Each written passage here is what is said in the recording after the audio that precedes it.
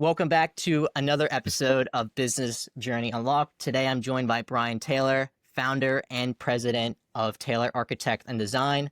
With over 2 decades of experience in design and in the construction world, Brian brings a rare blend of architectural expertise, economic insight, and development strategy, especially across mixed-use residential and industrial projects. What really sets his firm apart is their ability to operate as both designer and development partner, creating profitable, high value buildings in land restricted markets. Brian, I'm so glad to have you here. I know you'll explain yourself far better than I ever could, so please take it away from here.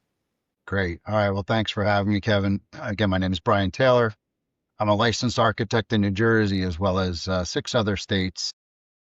Had my own practice for 24 years now, and started out just doing what a lot of architects do when they start their own business and in the single family world, additions, alterations, and new homes. I did that for many years. And then I decided that, well, what happened was 2008 happened, the recession in 2008. And at the time, I had actually taken on a partner, and we actually split up right before 2008. That was sort of like a divorce.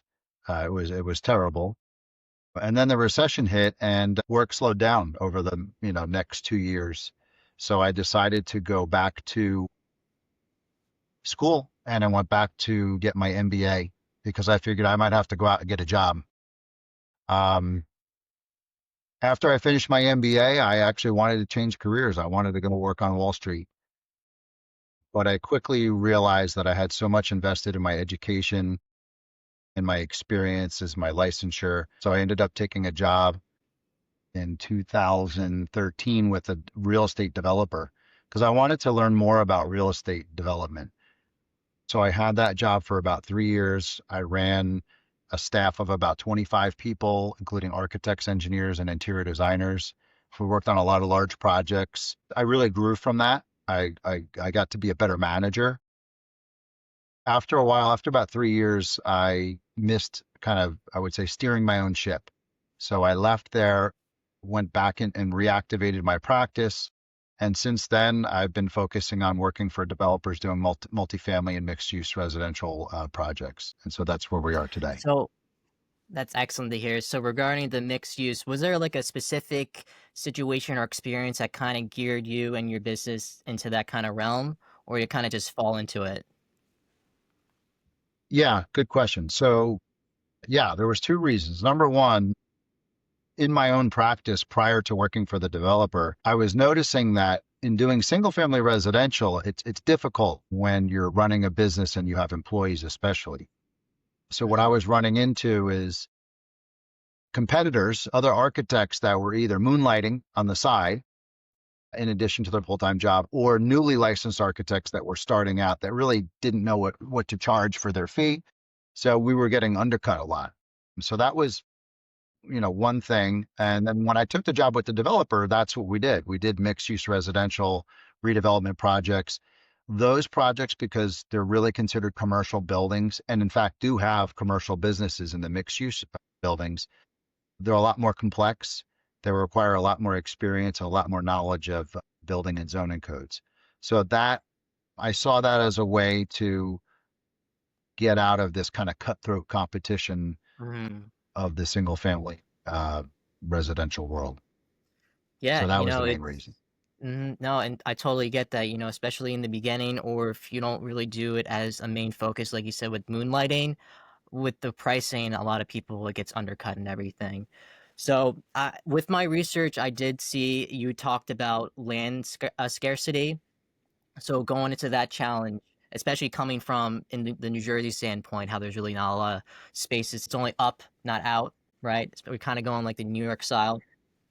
So regarding that, how do you approach designing profitable projects when space is kind of limited? Right. So yeah, good question again. So yeah, here in New Jersey, there's not a lot of vacant land. What there is there's a lot of redevelopment going on. And so redevelopment areas are created when there's land that is not used up to its full potential. It's abandoned, it's blighted. So, even still with that, it's very difficult to find property. So the one edge that we have in our firm, and this comes from my experience working for a developer, is we've learned to underwrite properties. So what I mean by that is most architects will do a concept design. A client will come to them and say, I'm looking at property A, B, and C. They might be vacant land. Sometimes they're properties that have an existing building on them. And we'll do a concept feasibility analysis to figure out what can go there by zoning, what are those zoning limitations, how big can the building be, how many units can it be, how many square feet of commercial. And then once we do that, which most architects do, we'll then do a pro forma analysis. So we'll do a financial analysis of that particular project, looking at income, looking at operating expenses, looking at construction costs, looking at tax scenarios, and financeability. Most architects don't do that. With those two things, the client then knows what they can build, and they'll know whether or not that particular piece of property is something that pencils out, meaning financially. And if it does, great, we move ahead into schematic design. If it doesn't, they search for another property. So I'm always told that most of clients or potential clients say they never heard of an architect that actually takes that step to look at the financial aspect rather than just getting the design contract and designing a building, whether or not it can be feasible financially. Yeah, I totally get that. With a lot of people, they just think architecture is just, doing the design. But that's pretty interesting how you guys kind of go into like the nitty-gritty of everything. And it really does help the client out, especially coming onto your team. But so with you mentioning in like different articles, you talk about developer-driven design.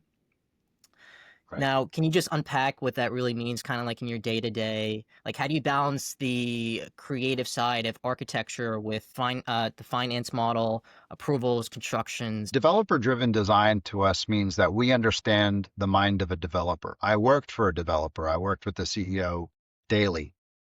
And what that means is that developers, they take big risks, right? People look at developers and it's sort of a bad connotation. Oh, this, rich developer, he's flying around in a plane and he's got a Lamborghini. And not all developers are like that, by the way. There's a lot of small developers that, they may take a big risk. And if the project doesn't go well, I mean, they can go bankrupt. So understanding the mind of the developer, we try to mitigate risk. The first step is exactly what I just explained to you. We do that concept feasibility analysis. Taking a project from inception through approvals could take months. Sometimes it can take years. It takes a lot of time and a lot of money. And if the project if it doesn't pencil out financially, just a huge waste of time and money. So that's Right. one way. The other thing is that we do our best to design buildings efficiently in terms of picking the right construction type so that the building is not too expensive. Everything down to materials and construction details,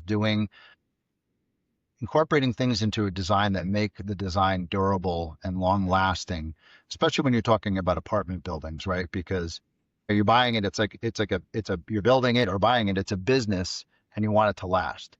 So everything from picking the right site, choosing the right construction type of the building, and then even in the multifamily world, there are again, they're businesses, they compete with each other. So having the right amenities in a building, and the architect is relied upon a lot for that to determine what are the amenities that are going to draw people and residents to this building within the context of where they are, demographically and contextually, regionally. So all of those things are important. And again, many architects I don't want to speak for all architects, but we all like to design buildings, and that's the fun part. But really looking out for the interest of the developer as an investor, I think is something that a lot of my clients appreciate. Yeah, I totally get that. With the location and demographic, that really has a very big deal on how the profitability aspect and just how everything will go. So when you compare projects you had, let's say like 10 years ago to now, what's kind of changed? Has it been a very big dynamic in terms of the technical aspect, the underwriting, or just any fields? Yeah. So number one, just the scope and scale. They're Mhm. larger projects. Back when 10 years ago, I mean, I was still doing some smaller projects, some residential projects, small commercial. But these are large projects. They're usually very public in the sense that they're in the eye of the public. So I go before a planning board, which is a public hearing. I have to speak before a board of planning board members. The public is there. Engineering and planning consultants are there. So there's a lot more pressure to, come up with a good design, something that's functional and fitting in a place. And, look, there's newspaper articles that will get written about projects. So definitely a bigger stage. The projects are more complex because they integrate both commercial spaces with residential spaces, a lot more in terms of life safety and code compliance. They're more challenging, and that's part of the fun of it. It keeps me interested. Yeah, so you did briefly touch on, sometimes, the projects can be slowed down. Based on that, based on like the complexity of just everything that factors into actually completing the project, how do you just as you as the CEO, as the decision maker, how do you not only align your team but also the clients when the projects are longer, approvals are slower, and the deadlines are a little tighter?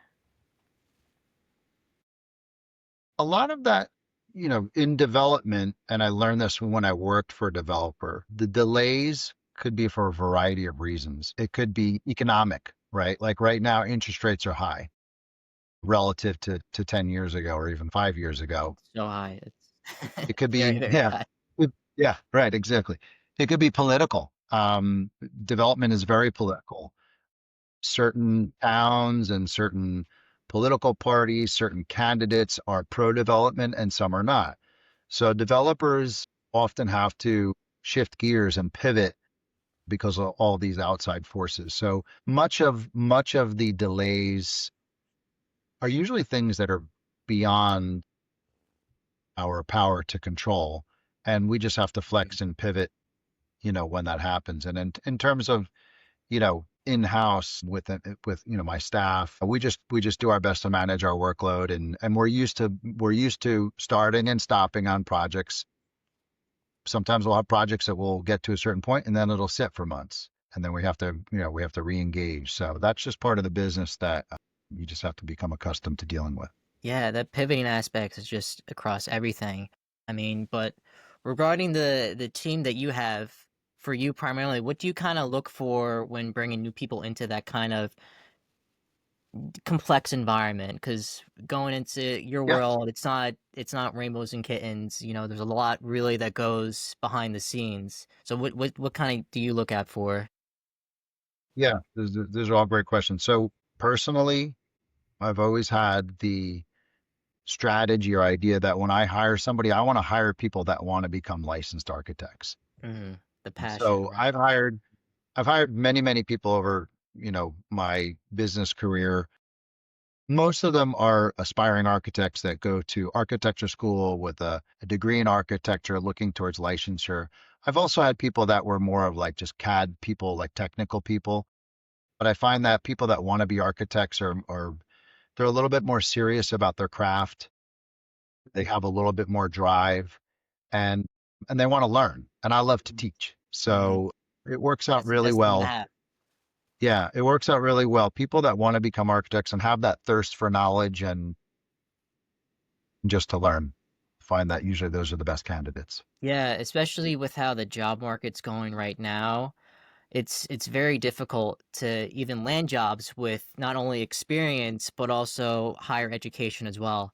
So with my personal experience, when I was looking around for jobs, I was applying to so many places, doing cover letter after cover letter, and it was just to the point where it was just getting so draining hours on end just trying to find somebody to just give me a chance.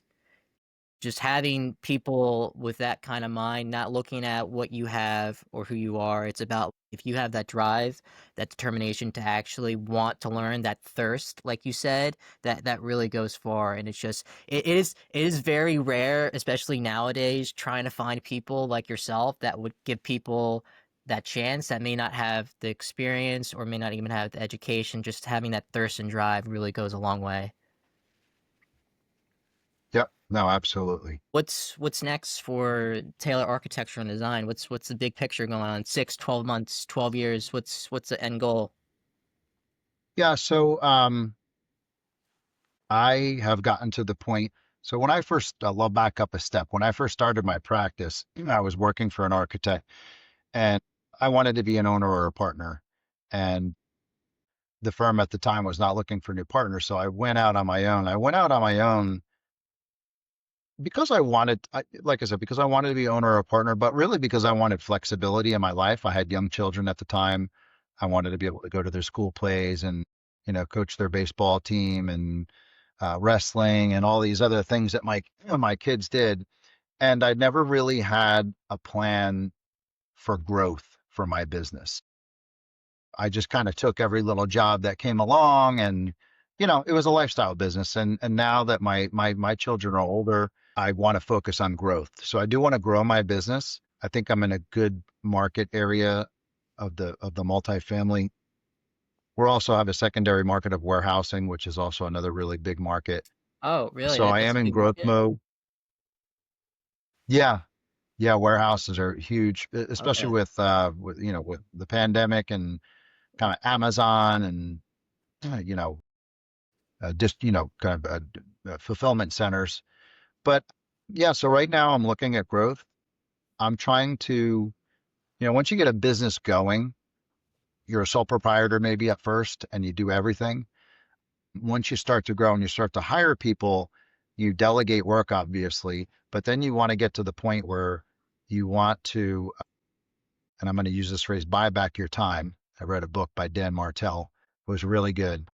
And it's really just taking those smaller things off your plate that someone else can do and focusing on the things that are really going to drive your business, drive revenue. So for me, I want to do more business development. So I've been consistently kind of taking things off my plate, hiring a bookkeeper so I'm not doing accounting. I have a business development consultant that helps me, look for new clients and start new business relationships. And really just having the time to concentrate on the vision and the direction of where I want to take my business. And that might mean the market that I'm going in, the systems that we're using. So that's been a big step for me in moving forward. Yeah, 100%. That delegation is really a big thing, and it does get you your time freedom back. Just going back on when you first started and to where everything is shaping now, especially with the revolution of AI going on.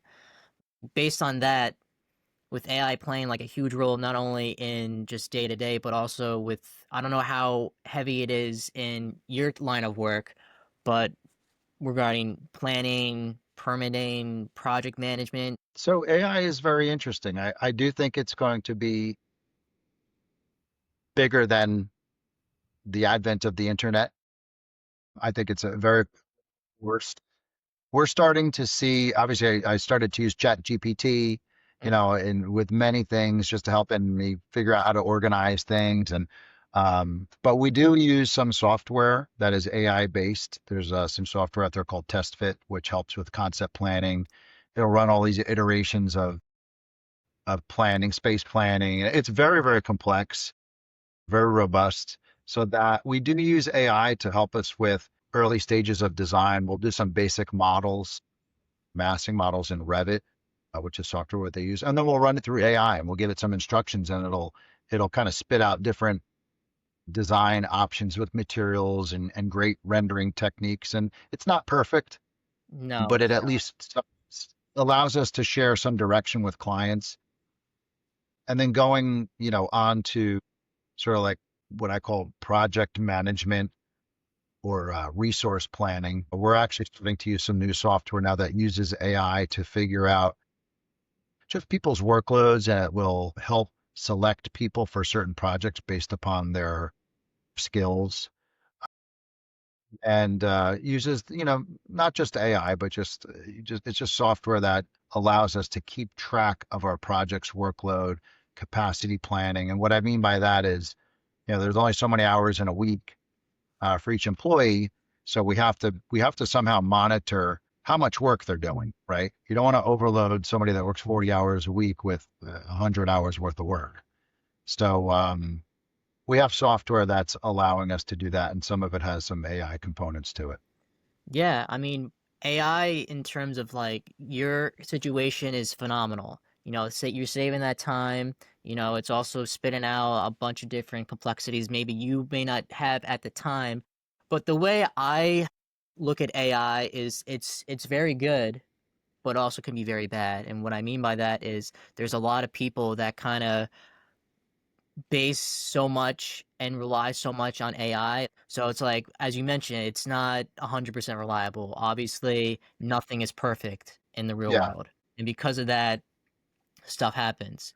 So the way I view it more as like a framework that helps me guide. It's not like the deciding decision, but there's a lot of people who kind of have that aspect where it's like they just ask ChatGPT, "Oh, what should I do with this? What should I do with that?" And then they do only that. It's like again, it's just do it right. framework. It's not more like decision. And there actually was a study, I forget the percentage, but they studied people who use ChatGPT regularly and people who don't really, and the brain activity was quite phenomenally a lot less. Like it was Yeah, significantly a lot less to the point where you really have to sit back and think like, okay, yeah, AI, ChatGPT, and everything else is good up until a certain point.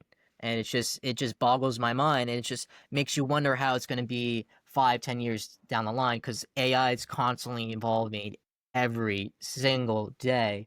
I agree. I mean, it's a tool like the internet was. It's like the internet on steroids. But you're right. I mean, look, I'll quote Ronald Reagan. You have to trust but verify, right? So you can get Exactly. some Yep. information Yep. on AI, and this is something that I caution my employees about because even just using an internet search um, to figure out if something is code compliant. You could do an internet search and you're going to get all kinds of stuff that's going to come up. And AI really is what it's really good at is quickly searching everything, on the topic on the internet. And it kind of just, puts it all together.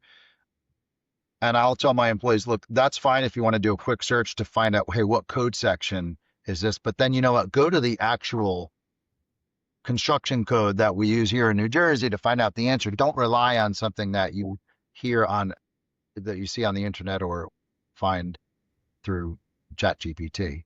So Yeah. it is a tool. It's not perfected. I think it's very powerful and useful, but it has to be used with caution. I agree 100%. Yeah, 100%. I mean, but again, people just they look at it like, oh, this Chat GBT, it knows it all, so I'm just gonna do what it says. But I mean, like you said, not everything on the internet is 100%. So, but again, people just overly rely so much on it. Yeah. So look, as a professional, especially as a licensed professional, you have to use your Mm, professional judgment, right? So you just have to use your judgment. And I mean, no software or technology is going to take that away. Technology can only assist us, and it can exactly. go both ways. Exactly. Exactly. So I mean, I'll tell a quick technology story. So when I first started in architecture, and this is what I tried to explain how technology is not always so good.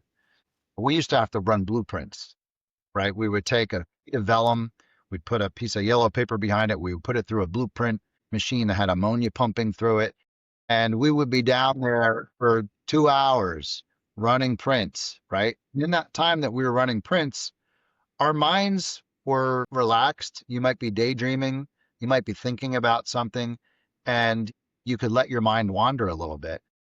So shortly after that, we started to have these big Xerox, plotters where now we just had to press a button from our computer and all the prints would come out automatically.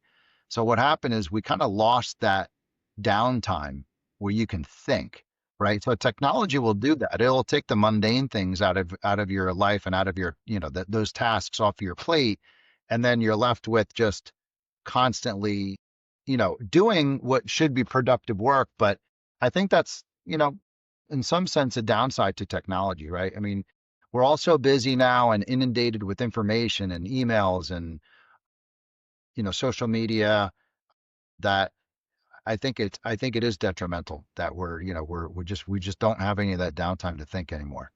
No, and another thing is like it kind of gets rid of that personal connection. going on like social media, that connection, that face-to-face stuff, especially for like my generation, it's slowly slimming down. It's a little, and a lot of people like with the emails and everything, they just shoot the emails on AI, ChatGPT, write me an email for X, Y, and Z. It's like there's no personalization with that, Right. and it I is a can little always petty. tell when somebody's using GPT or using Gemini to write their emails. It's pretty easy to spot, Exactly, in my exactly. opinion. So regarding like the business that I do, it just in terms of like the workflow. So as I mentioned before this call briefly, as the growth partner, I kind of just go in with the business model and kind of see what could be improved. There's so many different areas, like you mentioned. It just revolves around the manual workflow, like how you hired, the bookkeeper, how you hired the other person. So it just helps with the manual aspect. So that again, in and of itself, is phenomenal. You're getting back so much time freedom. You're spending time with your family, your kids, and everything, and then you got to revert back to, okay, great, like sure, this is all good and dandy, but it's like I got to make sure, especially in your line of work as the licensed professional, got to make sure everything is like I'm dotting my t's or crossing my t's and dotting my i's type of thing. Right. Yeah, Yeah, it's just. absolutely.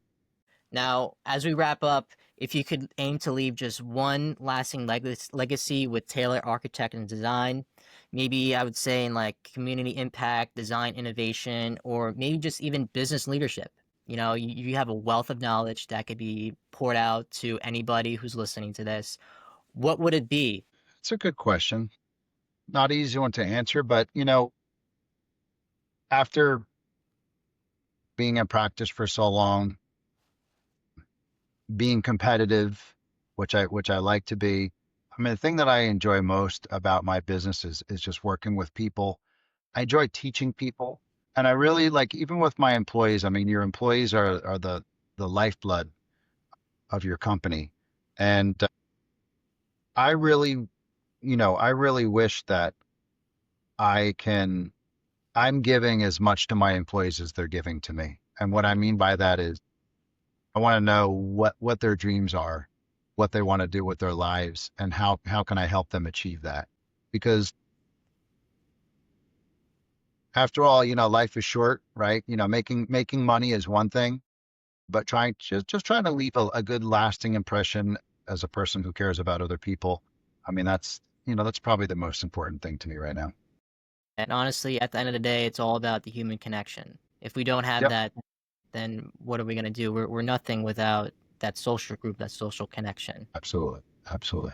Well, honestly, thank you so much. For anyone who's listening, where could they best reach you at?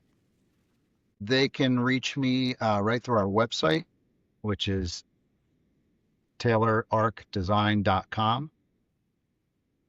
You can just do a Google search for Taylor Architecture and Design, and you'll see us. Many posts about us, the work that we do. Yeah, so that's the best way.